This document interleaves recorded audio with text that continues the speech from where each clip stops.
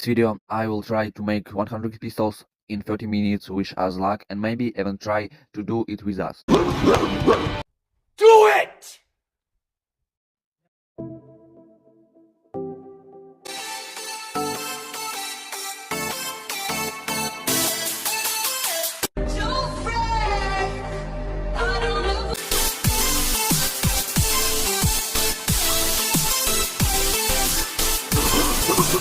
Apple, it's alright. Ding, ding.